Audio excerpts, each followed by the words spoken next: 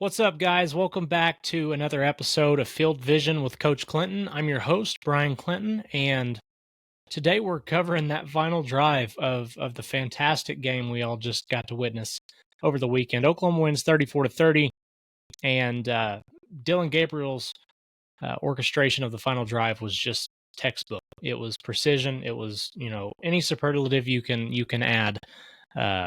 In a positive light, Dylan Gabriel was that on the final play or final drive of the game. And you have to tip your cap to Jeff Lebby as well. Just an absolutely beautiful drive. Worked right down the field in 5 plays and capped it off with a touchdown on the 6th play. And this is one of those drives that people are going to be talking about for forever. So I wanted to give you an inside look at kind of how it worked out, what happened, and how the Sooners got on the board to put Texas away for good here to finish the game. So let's get started here right away. Just set the tone a little bit. Texas obviously had just taken the lead 30-27 on a field goal from Bert Auburn.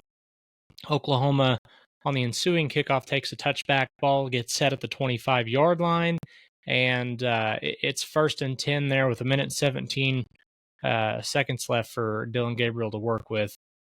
So on this first play, we see Nick Anderson go in motion to the top of the screen here. You got Austin Stogner up top playing tight end, and Stogner runs a little shallow out here. You see Nick Anderson run the post and pulls the safety, and it opens up a spot in the zone for Drake Stoops to take advantage of. This is just a little spot route from Stoops, and it was perfect, perfectly executed by both Dylan Gabriel and Drake Stoops. Both of them showing their just how veteran they are, that they've been in this spot before.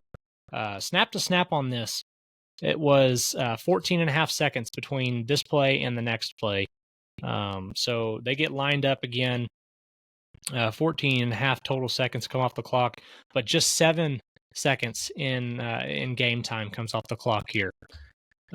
So really, really good stuff. You get 11 yards on it, sets up another 1st and 10.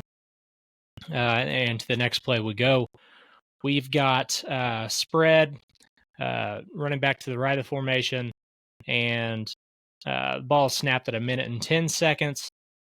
Ball's on the negative 36-yard line left hash, and everybody stops, 10-yard stops. Everybody runs to the chains and stops. This is a really, really good throw from Dylan Gabriel, a long throw from the opposite hash.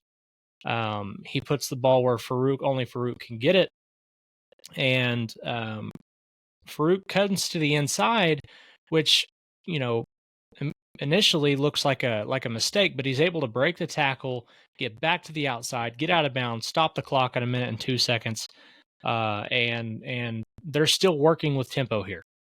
Just because they stop the clock doesn't mean Oklahoma's slowing anything down. They're not subbing in. We're not giving Texas an opportunity to sub anybody in, and so we keep the same personnel out there.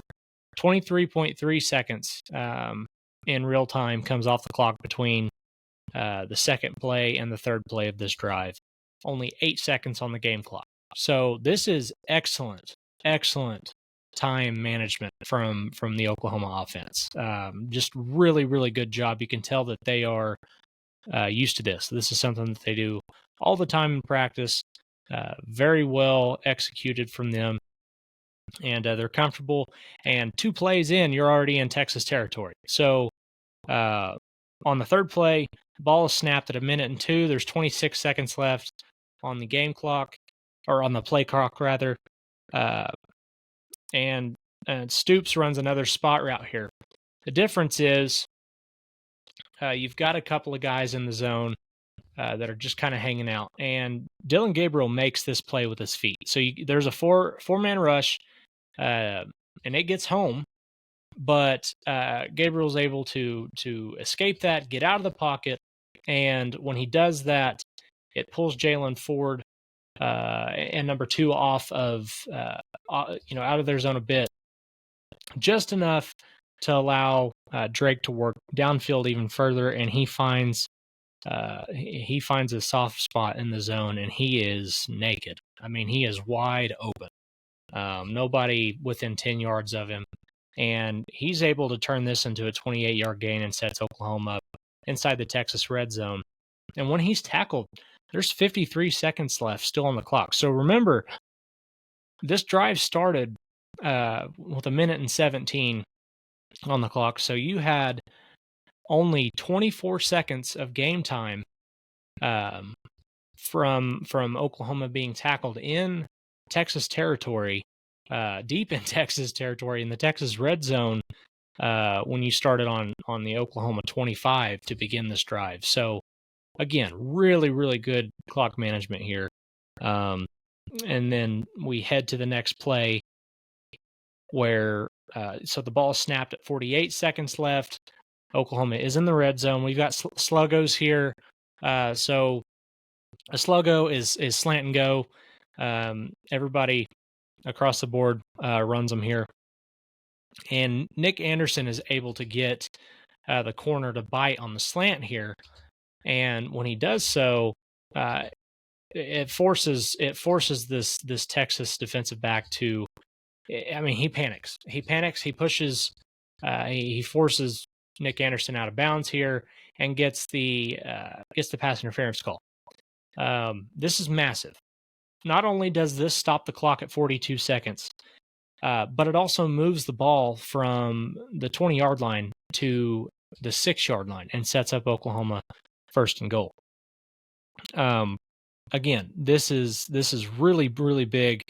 Really big mistake, one from the corner, but also just savvy play from Dillon Gabriel, seeing that he's got Nick Anderson's got this corner right where he wants him, so he throws the ball out there and it sets Oklahoma up really, really well for the fifth play of the drive. Okay, we're going to camp out on this play for a little bit longer than the other four rather, and we've got a lot to look at here. So you've got Stogner and Anderson at the top of the screen. You've got twins down here at the bottom with Stoops and Farouk. Ball is on the left hash, 6-yard line, 42 seconds left, and we see I'm not sure what Oklahoma calls it. We called it a pylon concept whenever I was coaching, but essentially what you do is you have your inside receiver, inside or outside receiver, runs to one of the pylons, and the other receiver runs to the opposite pylon. So you've got on this play, you've got Stogner running to the front pylon and Nick Anderson running to the back pylon. Now, what the defensive backs don't know what's going on is that this is actually a draw play, and we see Dillon Gabriel work downfield and get a few yards. The reason we know it's a draw play, Tawi Walker and Caden Green are the tell on this. They're both working downfield blocking. But what I want you to notice is that Nick Anderson is standing in the back of the end zone, and Austin Stogner is standing in the front of the end zone, precisely in the same spot that they are standing on the next play, except there's a lot more going on in the next play. I don't think that's a coincidence. I think this was a setup. I think this was a really, really good job, really, really smart play calling from Jeff Levy.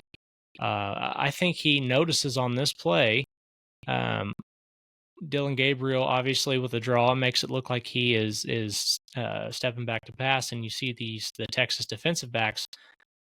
He gets a chance to see how they're going to cover this, and so when Nick Anderson is kind of standing back there all by himself, it kind of gets the wheels turning a little bit.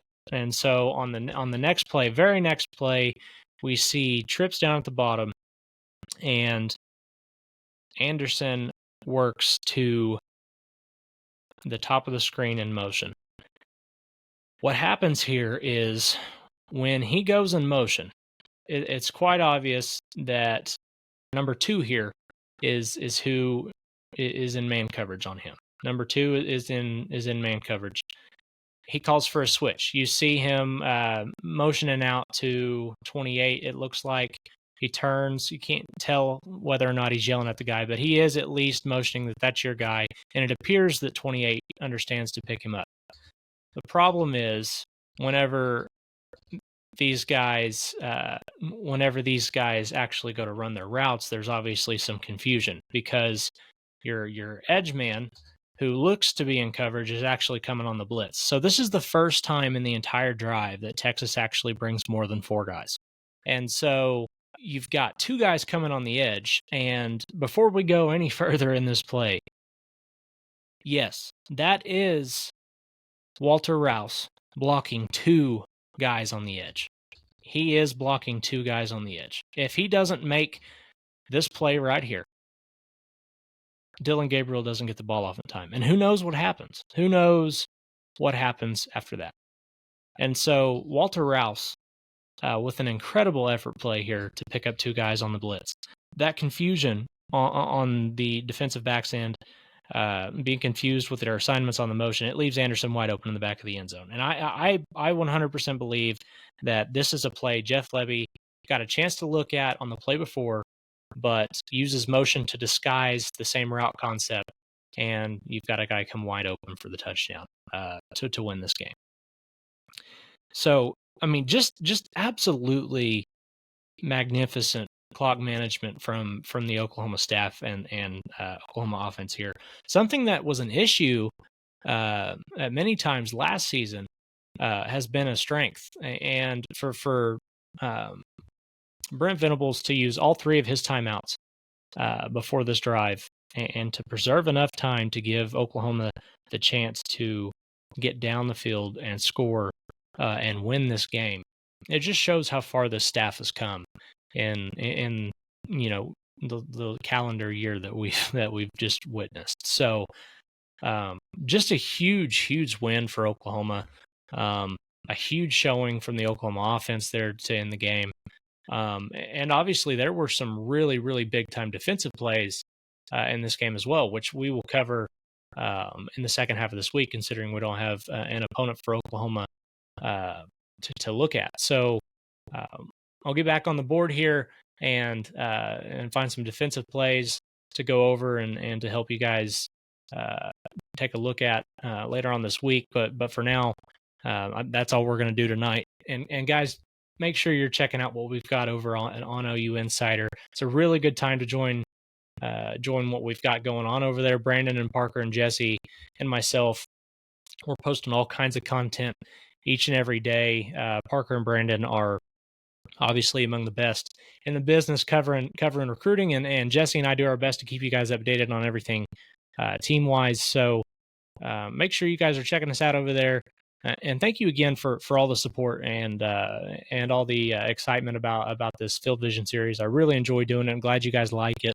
And just continue to keep watching and clicking on it, and they're going to keep letting me do it. So keep doing what you're doing, and I'll keep doing what I'm doing. But that's going to do it for us tonight. We will talk to you guys later on this week, and just enjoy this. You've got 52 weeks of bragging rights, so let them have it.